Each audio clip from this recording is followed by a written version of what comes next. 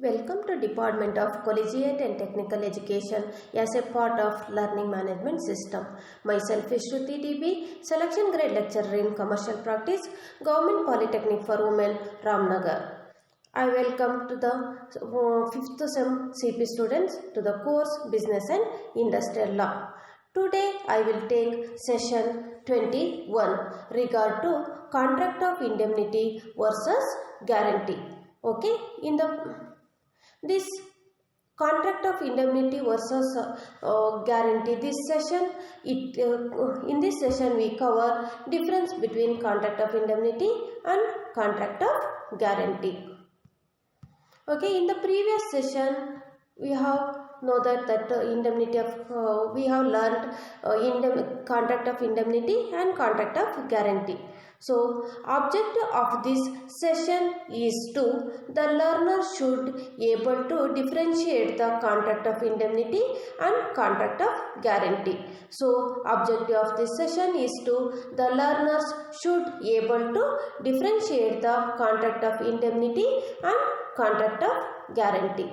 So now we will see one by one what are all the difference between contract of indemnity and contract of guarantee. So already we know that the meaning of indemnity and guarantee. Indemnity means it is a contract by which one person promises to save the other from the loss incurred by the conduct of the promiser himself or by the conduct of any other person. Such a contract is called a contract of indemnity. Contract of guarantee means what? In previous session I told no contract of guarantee. Contract of guarantee is a contract by which one party accepted or promises to discharge, perform the promise or discharge the liability of a third person is called contract of guarantee. So, differences between contract of indemnity and contract of guarantee are listed as below. First one, in the contract of indemnity, there is only one contract. In contract of guarantee, there are three contracts. ಏನಂತ ಹೇಳಿ contract of ಇಂಡೆಮ್ನಿಟಿಲಿ ಏನು contract ಎಷ್ಟು contract ಇರುತ್ತೆ only one contract but in the contract of guarantee there are three contracts. Contract of indemnity, there is only one contract, that is contract between the promisor and promisee. Correct? In contract of indemnity, there is only one contract, that is contract between the promisor and promisee. Promisor promise to save the promisee in case of any loss incurred by the conduct of the promisor himself or by a third person. That is a contract of indemnity. In such a case, only one contract. But under contract of guarantee, how many contracts? There are actually three contracts. There is a primary contract, it is between the principal debtor and the principal creditor, and the secondary contract is between the guarantor or surety and the creditor, and the third contract, it is between the guarantor and the principal debtor. So under contract of guarantee, there are three contracts. Okay, that is the first point. In the second point, there are only two parties in the contract of indemnity. Under contract of indemnity, how many parties will be in the contract of indemnity? There are only two parties. Who are they? Promisor and promisee, or indemnifier and indemnity holder. Only two parties. But under the contract of guarantee, how many parties? In the contract of guarantees, there will be three parties. There will be the three parties. First one is the surety or the guarantor. Second one is the creditor and the principal debtor. So under contract of guarantee, there are three parties. Okay, second difference ಅರ್ಥ ಆಯ್ತಾ? First difference ಅಲ್ಲಿ ಏನು ಹೇಳ್ತೀವಿ, contract of ಇಂಡೆಮ್ನಿಟಿಲಿ ಒಂದೇ contract ಇರುತ್ತೆ. First ಪ್ರಾಮಿಸರ್ ಮತ್ತು ಪ್ರಾಮಿಸಿ ನಡುವೆ. In case ಪ್ರಾಮಿಸಿಗೆ ಏನಾದರೂ ಲಾಸ್ ಆದರೆ, ನನ್ನಿಂದ ಲಾಸ್ ಆದರೂ ನಾನು ಅದನ್ನ ಮೇಕ್ ಗುಡ್ ಮಾಡ್ತೀನಿ, ಅಥವಾ ಬೇರೆಯವರಿಂದ ಮಾಡಿದ್ರು ನಿನಗೆ ಆ ಲಾಸನ್ನು ಕಾಂಪನ್ಸೇಟ್ ಮಾಡ್ಕೊಡ್ತೀನಿ ಅಂತ ಪ್ರಾಮಿಸಿ ಜೊತೆಗೆ ಒಂದು ಪ್ರಾಮಿಸರ್ ಒಪ್ಪಂದ ಮಾಡ್ಕೊತಾನಲ್ಲ, ಅದನ್ನ ಕಾಂಟ್ರಾಕ್ಟ್ ಆಫ್ ಇಂಡೆಮ್ನಿಟಿ ಅಂತ ಹೇಳಿರ್ತೀರ. ಅದೇ ಕಾಂಟ್ರಾಕ್ಟ್ ಆಫ್ ಗ್ಯಾರಂಟಿಲಿ ಏನಾಗಿರುತ್ತೆ, ಇಲ್ಲಿ ಪ್ರಾಮಿಸ್ ಕಾಂಟ್ರಾಕ್ಟ್ ಮಾಡ್ಕೋತಾರೆ. ಒಂದು ವೇಳೆ ಪ್ರಾಮಿಸರ್ ಏನಾದರೂ ಅಥವಾ ಪ್ರಿನ್ಸಿಪಲ್ ಡೆಟರ್ ಏನಾದರೂ ಲಾಸನ್ನು ಅಥವಾ ಡೆಟ್ಟನ್ನು ಕೊಡ್ಲಿಕ್ಕೆ ಫೇಲ್ಯೂರ್ ಆದರೆ ಅಂಥ ಡೆಟ್ಟನ್ನು ನಾನು ಕೊಡ್ತೀನಿ ಅಂತ ಅಂದ್ಕೊಂಡು ಶ್ಯೂರಿಟಿ ಒಂದು ಕಾಂಟ್ರಾಕ್ಟನ್ನು ಕ್ರೆಡಿಟರ್ ಜೊತೆ ಮಾಡ್ಕೊಂಡಿರ್ತಾನೆ. ಅಂಥ ಕಾಂಟ್ರಾಕ್ಟನ್ನು ಏನಂತೀರಾ? Contract of guarantee. ಅದೇ ಕಾಂಟ್ರಾಕ್ಟ್ ಆಫ್ ಇಂಡೆಮ್ನಿಟಿಲಿ ಆ್ಯಕ್ಚುಲಿ ಒಂದೇ ಕಾಂಟ್ರಾಕ್ಟ್ ಇರುತ್ತೆ ಪ್ರಾಮಿಸರ್ ಮತ್ತು ಪ್ರಾಮಿಸಿನ ನಡುವೆ. ಬಟ್ ಕಾಂಟ್ರಾಕ್ಟ್ ಆಫ್ ಗ್ಯಾರಂಟಿಲಿ ಎಷ್ಟು ಇರುತ್ತೆ? 3 ಕಾಂಟ್ರಾಕ್ಟ್ಸ್ ಇರುತ್ತೆ. ಒಂದು ಪ್ರೈಮರಿ, ಫಸ್ಟ್ ಕಾಂಟ್ರಾಕ್ಟ್ ಯಾರ್ಯಾರ ನಡುವೆ ನಡೆದಿರುತ್ತೆ? ಕ್ರೆಡಿಟರ್ ಮತ್ತು ಡೆಟರ್ ನಡುವೆ ನಡೆದಿರುತ್ತೆ. ಸೆಕೆಂಡರಿ ಕಾಂಟ್ರಾಕ್ಟ್ ಯಾರ ಜೊತೆ ನಡೆದಿರುತ್ತೆ? ಇನ್ನೊಂದು ಒಳ ಒಪ್ಪಂದ ಆಗಿರುತ್ತೆ. ಯಾರ್ಯಾರ ನಡುವೆ ಆಗಿರುತ್ತೆ? ಅದು ಶ್ಯೂರಿಟಿ ಮತ್ತು ಕ್ರೆಡಿಟರ್ ನಡುವೆ ಆಗಿರುತ್ತೆ. ನೆಕ್ಸ್ಟ್ ಥರ್ಡ್ ಕಾಂಟ್ರಾಕ್ಟ್ ಒಂದಲ್ಲ ಅರೈಸ್ ಆಗಿರುತ್ತೆ. ಯಾರ್ಯಾರ ನಡುವೆ? ಡೆಟರ್ ಮತ್ತು ಶ್ಯೂರಿಟಿ ನಡುವೆ. So there are 3 contracts. Second difference ಏನು ಹೇಳ್ತೀವಿ ಅಂದರೆ there are only 2 parties. Contract of ಇಂಡೆಮ್ನಿಟಿಲಿ ಎಷ್ಟು ಜನ ಇರ್ತಾರೆ? ಇಬ್ಬರೇ ಇರ್ತಾರೆ, ಪ್ರಾಮಿಸರ್ ಮತ್ತು ಪ್ರಾಮಿಸಿ, ಅಥವಾ ಇಂಡೆಮ್ನಿಫೈಯರ್ ಮತ್ತು ಇಂಡೆಮ್ನಿಟಿ ಹೋಲ್ಡರ್ ಅಂತೀವಿ. ಪ್ರಾಮಿಸರ್ನ ಇಂಡೆಮ್ನಿಫೈಯರ್ ಅಂತೀವಿ, ಪ್ರಾಮಿಸಿನ ಇಂಡೆಮ್ನಿಟಿ ಹೋಲ್ಡರ್ ಅಂತೀವಿ. ಅದೇ ಕಾಂಟ್ರಾಕ್ಟ್ ಆಫ್ ಗ್ಯಾರಂಟಿಲಿ 3 ಪಾರ್ಟೀಸ್ ಇರ್ತಾರೆ. ಯಾರಿಗೆ? ಒಂದು ಗ್ಯಾರಂಟರ್ ಅಥವಾ ಶ್ಯೂರಿಟಿ ಅಂತ ಕರಿತೀವಿ, ಇನ್ನೊಬ್ಬ ಕ್ರೆಡಿಟರ್ ಇರ್ತಾನೆ, third one is principal debtor ಇರ್ತಾರೆ. Okay, next we will go third difference. Third difference of the contract of indemnity and contract of guarantee is the liability of the promisor is primary. Under contract of indemnity, the liability of the promisor or indemnifier is primary. But under the contract of guarantee, liability of the promisor, that is the surety, is secondary. So liability under contract of contract of indemnity, liability of the promisor is primary because it is the primary because who indemnity holder fails to pay the debt, in such a case who is liable directly? Promisor is the liable. So his responsibility is primary because there are only 2 parties, indemnifier or promisor and promisee. So promisor liability is primary. But in case of the liability of the promisor under contract of guarantee, that is the surety, is secondary because his liability is here secondary because when it is that liability arise because first contract is between the principal debtor and the creditor. So in case principal debtor fails to pay the debt or fails to perform the promise, in such a case surety's liability will arise, otherwise it won't arise. So liability of the promisor is here promisor is the surety, his liability is secondary. Okay, whose liability is primary then? Principal debtor liability is the primary. Okay, ಅರ್ಥ ಆಯ್ತಾ? ಇಲ್ಲಿ third ಪಾಯಿಂಟಲ್ಲಿ ಏನಂತೀವಿ ಅಂತಂದರೆ contract of ಇಂಡೆಮ್ನಿಟಿಯಲ್ಲಿ ಪ್ರಾಮಿಸರ್ ಅಥವಾ ಇಂಡೆಮ್ನಿಫೈಯರ್ದು ಜವಾಬ್ದಾರಿ ಏನಿರುತ್ತೆ, liability ಏನಿರುತ್ತೆ, that is the primary. ಅವನದೇ ಫಸ್ಟು. ಪ್ರಾಮಿಸಿ ಏನಾದರೂ ಲಾಸ್ ಆಯಿತು ಅಂತಂದರೆ ಪ್ರಾಮಿಸಿ ಯಾರನ್ನ ಕೇಳ್ತಾನೆ? ಪ್ರಾಮಿಸರ್ನ ನನ್ನ ಲಾಸನ್ನು ಕಾಂಪನ್ಸೇಟ್ ಮಾಡಿಕೊಡು ಅಂತಾನೆ. ಸೊ ಅವ್ನು ಕೇಳದೆ ಫಸ್ಟು ಪ್ರಾಮಿಸರ್ ಹತ್ರನೇ. So liability of the promisor is primary contract of ಇಂಡೆಮ್ನಿಟಿಲಿ. ಅದೇ ಕಾಂಟ್ರಾಕ್ಟ್ ಆಫ್ ಗ್ಯಾರಂಟಿಲಿ ಏನಾಗುತ್ತಂದರೆ ಇಲ್ಲಿ ಪ್ರಾಮಿಸರ್ ಯಾರು? ಶ್ಯೂರಿಟಿ, ಕರೆಕ್ಟಾ? ಅವನ ಜವಾಬ್ದಾರಿ ಇಲ್ಲಿ ಸೆಕೆಂಡರಿ. ಯಾಕಂದರೆ ಕ್ರೆಡಿಟರು ಫಸ್ಟು ಸಾಲ ತೀರಿಸು ಅಥವಾ ಸಾಲ ವಾಪಸ್ ಕೊಡು ಅಂತ ಯಾರನ್ನ ಕೇಳ್ತಾನೆ? ಫಸ್ಟು ಪ್ರಿನ್ಸಿಪಲ್ ಡೆಟರ್ನ ಕೇಳ್ತಾನೆ. So liability of the principal debtor is here primary. ಹಾಗಾಗಿ liability of the surety is secondary under the contract of guarantee. Okay, that is the third difference between contract of indemnity and contract of guarantee. Artha aita? Okay, next the fourth difference between contract of indemnity and contract of guarantee is under contract of ಇಂಡೆಮ್ನಿಟಿಲಿ ನಾವು ಏನು ಹೇಳ್ತೀವಿ ಅಂದರೆ liability of the indemnifier means promisor is independent of the liability of any other party. Liability of the ಇಂಡೆಮ್ನಿಫೈಯರಲ್ಲಿ ಏನಾಗುತ್ತೆ, indemnifier liability independent ಆಗಿರುತ್ತೆ, ಸ್ವತಂತ್ರವಾಗಿರುತ್ತೆ. ಅವನು ಯಾರ ಜೊತೆನೂ ಅಟ್ಯಾಚ್ ಆಗಿರಲ್ಲ. ಯಾಕಂದರೆ it is the promise between or contract between the promisor and promisee. ಹಾಗಾಗಿ ಇಲ್ಲಿ ಥರ್ಡ್ ಪರ್ಸನ್ ಅಲ್ಲಿ ಅರೈಸ್ ಆಗಿರಲ್ಲ ಆ್ಯಕ್ಚುಲಿ, ಯಾಕಂದರೆ ಇಬ್ಬರೇ ಪಾರ್ಟೀಸು ಇರ್ತಾರೆ. But under the contract of ಗ್ಯಾರಂಟಿಲಿ ಏನಾಗುತ್ತೆ, liability of the guarantor is dependent on the liability of the principal debtor. ಇಲ್ಲಿ ಗ್ಯಾರಂಟರ್ ಅಥವಾ ಪ್ರಾಮಿಸರ್ದು ಲಯಬಿಲಿಟಿ ಅಥವಾ ಜವಾಬ್ದಾರಿ ಪ್ರಿನ್ಸಿಪಲ್ ಡೆಟರ್ ಮೇಲೆ ಡಿಪೆಂಡ್ ಆಗಿರುತ್ತೆ. ಒಂದು ವೇಳೆ ಪ್ರಿನ್ಸಿಪಲ್ ಡೆಟರ್ ಇಫ್ ಈ paid the amount with in a stipulated time, ಆಗ ಲಯಬಿಲಿಟಿಗೆ ಯಾರಿಗೆ ಪ್ರಾಮಿಸರ್ ಅಥವಾ ಗ್ಯಾರಂಟಿ ಅಥವಾ ಶ್ಯೂರಿಟಿಗೆ ಅರೈಸ್ ಆಗುವಂಥ ಚಾನ್ಸೇ ಇರಲ್ಲ. ಹಾಗಾಗಿ ಇವನ್ ಲಯಬಿಲಿಟಿ ಇರುತ್ತಲ್ಲ, ಶ್ಯೂರಿಟಿ ಲಯಬಿಲಿಟಿ ಅಥವಾ ಪ್ರಾಮಿಸರ್ ಅಥವಾ ಗ್ಯಾರಂಟರ್ ಲಯಬಿಲಿಟಿ ಕಾಂಟ್ರಾಕ್ಟ್ ಆಫ್ ಗ್ಯಾರಂಟಿಯಲ್ಲಿ ಡಿಪೆಂಡ್ ಆಗಿರುತ್ತೆ. ಯಾರ ಮೇಲೆ ಡಿಪೆಂಡ್ ಆಗಿರುತ್ತೆ? ಪ್ರಿನ್ಸಿಪಲ್ ಡೆಟರ್ ಮೇಲೆ ಆಗಿರುತ್ತೆ. ಅದೇ ಕಾಂಟ್ರಾಕ್ಟ್ ಆಫ್ ಇಂಡೆಮ್ನಿಟಿಲಿ ಪ್ರಾಮಿಸರ್ ಲಯಬಿಲಿಟಿ ಯಾರ ಮೇಲೂ ಡಿಪೆಂಡ್ ಆಗಿರಲ್ಲ, ಇಟ್ ಈಸ್ ಇಂಡಿಪೆಂಡೆಂಟ್ ಆಗಿರುತ್ತೆ ಅವ್ರ liability. That is the third difference. ಅರ್ಥ ಆಯ್ತಾ? Next fifth one, liability of the ಇಂಡೆಮ್ನಿಫೈಯರ್ is contingent.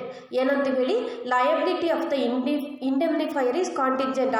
ನಡೀತಾ ಇರುತ್ತಲ್ಲ ಒಪ್ಪಂದ, ಅದಕ್ಕೇನೆ ಡಿಪೆಂಡ್ ಆಗಿರುತ್ತೆ. ಒಂದು ವೇಳೆ ಲಾಸ್ ಆದರೆ it is depending on the happening of the loss. Okay. ಅದೇ ಕಾಂಟ್ರಾಕ್ಟ್ ಆಫ್ ಗ್ಯಾರಂಟಿಲಿ liability of the guarantor is in respect of either an existing debt or a future liability. ಅದೇ ಲಯಬಿಲಿಟಿ ಆಫ್ ದ ಗ್ಯಾರಂಟರ್ದು ಇಲ್ಲಿ ಏನಾಗಿರುತ್ತೆ ಅಂದರೆ existing ಈಗಿರೋ ಸಾಲದ ಮೇಲೆ ಆಗಿರ್ಬೋದು ಅಥವಾ ಫ್ಯೂಚರ್ ಲಯಬಿಲಿಟಿ ಮೇಲೆ ಡಿಪೆಂಡ್ ಆಗಿರುತ್ತೆ. So that is the fifth difference. Next sixth difference between contract of indemnity and contract of guarantee is sixth one, the obligation or the liability has been undertaken by the indemnifier without the request of the debtor. ಯಾಕಂತಂದರೆ ಅರ್ಥ ಆಯ್ತಾ ಈ point? ಇಲ್ಲಿ obligation ಅಂದರೆ duty, performance ಅಂತ ಏನು ಕರಿತೀವಿ ಅದನ್ನ ಆಬ್ಲಿಗೇಷನ್ ಅಂತ ಹೇಳ್ತೀವಿ. ಆ ಆಬ್ಲಿಗೇಷನ್ ಅಥವಾ ಆ ಲಯಬಿಲಿಟಿ ಅಂದರೆ ಜವಾಬ್ದಾರಿ. ಆಯಿತಾ? ಆ ಜವಾಬ್ದಾರಿ ಏನು ಇಂಡೆಮ್ನಿಫೈಯರ್ ತಗೊತಾನೆ ಪ್ರಾಮಿಸಿ ಬಗ್ಗೆ, ಅದು without the request of the deter. ಅಲ್ಲಿ ಡೆಟರ್ ಅಥವಾ ಪ್ರಾಮಿಸ್ ಇದು ರಿಕ್ವೆಸ್ಟ್ ಇರಲ್ಲ. ಪ್ರಾಮಿಸರಿ ಅವ್ನು ಯಾವುದೋ ಇಂಟ್ರೆಸ್ಟಿಗೋಸ್ಕರ ಅವನ ಜೊತೆ ಕಾಂಟ್ರಾಕ್ಟು ಒಪ್ಪಂದ ಮಾಡ್ಕೊಂಡಿರ್ತಾರೆ. ಬಟ್ ಆ ಇಂಟ್ರೆಸ್ಟ್ ಅನ್ನೋದು ಫ್ರೀ ಕನ್ಸೆಂಟ್ ಆಗಿರುತ್ತೆ. ಪ್ರಾಮಿಸಿನೂ ಒಪ್ಪಿರ್ತಾನೆ. ಆ ಆಬ್ಲಿಗೇಷನ್ ಹೇಗೆ ಮಾಡಿರ್ತಾನೆ ಅಂತಂದರೆ ಅವನು ಡೆಟರ್ ಮೇಲೆ ರಿಕ್ವೆಸ್ಟ್ ಮಾಡಿರಲ್ಲ. ಅದೇ ಕಾಂಟ್ರಾಕ್ಟ್ ಆಫ್ ಗ್ಯಾರಂಟಿಲಿ ಏನಾಗಿರುತ್ತೆ ಅಂದರೆ obligation are the liability has undertaken by the surety are the request of the deter. ಇವನು ಯಾರು ಗ್ಯಾರಂಟರ್ ಅಥವಾ ಶ್ಯೂರಿಟಿ ಇರ್ತಾನೆ, ನಾನು ನಿನಗೆ ಶ್ಯೂರಿಟಿ ಕೊಡ್ತೀನಿ ಅಂತ ಯಾವತ್ತೂ ಬಂದಿರಲ್ಲ. ಅವ್ನು ಶ್ಯೂರಿಟಿ ಅಥವಾ ಗ್ಯಾರಂಟಿನ ಯಾರು ರಿಕ್ವೆಸ್ಟ್ ಮಾಡ್ಕೊಂಡಿರ್ತಾರೆ? ಪ್ರಿನ್ಸಿಪಲ್ ಡೆಟರು, ನಾನು ಯಾರೋ ಹತ್ರ ಸಾಲ ತಗೊತೀನಿ, ನನಗೆ ಸ್ವಲ್ಪ ಶ್ಯೂರಿಟಿ ಹಾಕು ಅಥವಾ ನನಗೆ ಗ್ಯಾರಂಟಿ ಕೊಡು ಅಂತ ರಿಕ್ವೆಸ್ಟ್ ಮಾಡಿರ್ತಾನೆ. ಹಾಗಾಗಿ ಇವನು ಆ ಜವಾಬ್ದಾರಿ ಅಥವಾ ಆಬ್ಲಿಗೇಷನ್ ಅಥವಾ ಆ ಲಯಬಿಲಿಟಿನ ತಗೊಂಡಿರ್ತಾನೆ. ಓಕೆ. ಅದೇ ಕಾಂಟ್ರಾಕ್ಟ್ ಆಫ್ ಇಂಡೆಮ್ನಿಟಿಲಿ ಪ್ರಾಮಿಸರು ಅವನು ಹಿಮ್ಸೆಲ್ಫಾಗಿ ಆಬ್ಲಿಗೇಷನ್ ಕ್ಯಾರಿ ಮಾಡಿರ್ತಾನೆ, ಬಿಟ್ಟರೆ ಪ್ರಾಮಿಸಿ ರಿಕ್ವೆಸ್ಟ್ ಮಾಡಿಕೊಂಡು ಇರಲ್ಲ. That is the main difference between the contract of indemnity and contract of guarantee. ಅರ್ಥ ಆಯ್ತಾ? ಸಿಕ್ಸ್ತ್ ಏನು ಹೇಳ್ತೀವಿ ಹೇಳಿ difference? The obligation or liability has been undertaken by the indemnifier. Indemnifier ಅಂದರೆ promisor. Okay. Without the request of the debtor. Without the request of the debtor his own ಇಂಟ್ರೆಸ್ಟಿಂದ ಅವನು obligation carry ಮಾಡಿರ್ತಾನೆ. ಅದೇ contract of ಗ್ಯಾರಂಟಿಲಿ liability of has been undertaken by the surety at the request of the debtor request ಮೇಲೆ start ಮಾಡಿರ್ತಾನೆ. Next seventh difference between contract of indemnity and contract of guarantee is two an indemnifier may have some interest in the contract. ಅದೇ previous ಅರ್ಲಿಯಲ್ಲಿ ಹೇಳ್ದೆ ಅಲ್ಲ ನಾನು, ಅವನು independent ಆಗಿ ಅವನ ಜೊತೆ ರಿಕ್ವೆಸ್ಟ್ ಇಲ್ದಾನೆ ಪ್ರಾಮಿಸರು ಇಲ್ಲಿ ಒಪ್ಪಂದ ಮಾಡ್ಕೊಂಡಿರ್ತಾನೆ. ಅದರಲ್ಲಿ ಅವನು ಸಮ್ ಇಂಟ್ರೆಸ್ಟ್ ಇರುತ್ತೆ, ಅವನಿಗೇನೋ ಅದರಿಂದ ಲಾಭ ಇರುತ್ತೆ. ಸೊ ಇಬ್ಬರು ಒಂದು ಫ್ರೀ ಕನ್ಸೆಂಟ್ ಮೇಲೆ ಮಾಡ್ಕೊಂಡಿರ್ತಾರೆ. ಅದೇ under contract of guarantee a guarantor has no other interest in the contract apart from his guarantee. ಅವನಿಗೆ ಗ್ಯಾರಂಟಿಗೆ ಸೈನ್ ಮಾಡೋದು ಬಿಟ್ಟು ಅದರಲ್ಲಿ ಅವನಿಗೆ ಯಾವುದೇ ಇಂಟ್ರೆಸ್ಟ್ ಇರಲ್ಲ. ಅವನ ಫ್ರೆಂಡ, ರಿಲೇಟಿವ್ನ, ಗೊತ್ತಿದ್ದವರೋ ಯಾರೋ ಇರ್ತಾರೆ, ಶ್ಯೂರಿಟಿ ಕೊಡು ಅಂತ ರಿಕ್ವೆಸ್ಟ್ ಮಾಡ್ಕೊಂಡಿರ್ತಾರೆ. ಅವನಿಗೆ ಅವ್ರ ಮೇಲೆ ನಂಬಿಕೆ ಇರುತ್ತೆ. So he has given. Here ಗ್ಯಾರಂಟಿಯಲ್ಲಿ ಈ ಕಾಂಟ್ರಾಕ್ಟಲ್ಲಿ ಅವನಿಗೆ ಸೈನ್ ಹಾಕೋದು ಆ ಶ್ಯೂರಿಟಿ ಒಂದು ಬಿಟ್ಟರೆ ಅದು ಬಿಟ್ಟು ಹೊರತಾಗಿ ಅವನಿಗೆ ಯಾವುದೇ ಇಂಟ್ರೆಸ್ಟ್ ಇರಲ್ಲ. ಅದು ಯಾವುದೇ ಲಾಭಕ್ಕೋಸ್ಕರ ಮಾಡಿರಲ್ಲ. ಮ್ಯೂಚುವಲ್ ಬೆನಿಫಿಟ್ ಇರ್ಬೋದು ಆಸ್ ಎ ಫ್ರೆಂಡ್ಶಿಪ್ ಆಗಿ, but no other interest. Okay. That is the seventh difference between the contract of indemnity and contract of guarantee. Then last one, contract of indemnity. Under contract of indemnity, the indemnifier cannot proceed against any third party in his own name unless he has obtained assignment of right in his favor ಅಂತ ಹೇಳ್ತೀವಿ. ಏನಕ್ಕಂತಂದರೆ it is a contract between the promisor and promisee, or or it is an contract between the indemnifier and indemnity holder.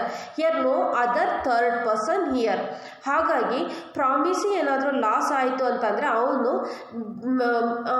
ಲಾಸನ್ನು compensate ಮಾಡ್ದ ಅಂತಂದರೆ ಇವಂದೇ ಟೈಟ್ಲಲ್ಲಿ ಅವನು ಯಾವತ್ತೂ ಹೋಗಲ್ಲ. Third person ಆಗಿ ಅವನು ಓನ್ ನೇಮಲ್ಲಿ ಅವನು ಕ್ಯಾರಿ ಮಾಡಲ್ಲ. ಅದೇ ಅಂಡರ್ ಕಾಂಟ್ರಾಕ್ಟ್ ಆಫ್ ಗ್ಯಾರಂಟಿಲಿ ಏನಾಗ್ತಂದರೆ after the discharging the liability of principal debtor, guarantor is entitled to proceed against the principal debtor in his own name. ಇಲ್ಲಿ ಕಾಂಟ್ರಾಕ್ಟ್ ಆಫ್ ಗ್ಯಾರಂಟಿಲಿ ಏನಾಗುತ್ತಂದರೆ ಒಂದು ವೇಳೆ ಇವನು ಯಾರೇಳಿ ಪ್ರಿನ್ಸಿಪಲ್ ಡೆಟರು ಡೆಟ್ಟನ್ನು ಸಾಲನ ತೀರಿಸಿಲ್ಲ ಅಥವಾ ಪ್ರಾಮಿಸನ್ನು ಪರ್ಫಾರ್ಮ್ ಮಾಡಿಲ್ಲ ಅಂತಂದರೆ ಯಾರು ಸೀನಿ ಬರ್ತಾರೆ? ಗ್ಯಾರಂಟರ್ ಬರ್ತಾರೆ. ಕ್ರೆಡಿಟರ್ ಯಾರನ್ನ ಕೇಳ್ತಾನೆ? ಶ್ಯೂರಿಟಿ ಅಥವಾ ಗ್ಯಾರಂಟರ್ನ ಕೇಳ್ತಾನೆ. ಅವ್ನು ಫೇಲ್ ಆದ, ನೀನು ಶ್ಯೂರಿಟಿ ಹಾಕಿದ್ದೆ ಅದನ್ನ ಪರ್ಫಾರ್ಮ್ ಮಾಡಿ ಕೊಡು ನನಗೆ ಅಂತ ಹೇಳ್ತಾನೆ. ಸಾಲನ ಅವನ ಬದಲ ತೀರಿಸು ಅಂತಾನೆ. ಆಗ ಗ್ಯಾರಂಟರು ತೀರಿಸಲೇಬೇಕಾಗುತ್ತೆ. ಆ ತೀರಿಸಿದಂಥ ಸಂದರ್ಭದಲ್ಲಿ ಅಲ್ಲಿಗೆ ಪ್ರಿನ್ಸಿಪಲ್ ಡೆಟರಿಗೆ ಅವನು ಯಾವುದ್ರ ಬಗ್ಗೆ ಸಬ್ಜೆಕ್ಟ್ ಮ್ಯಾಟರ್ ಇರುತ್ತೆ ಅದ್ರ ಬಗ್ಗೆ ರೈಟ್ಸ್ ಫುಲ್ ಹೊರಟೋಗುತ್ತೆ.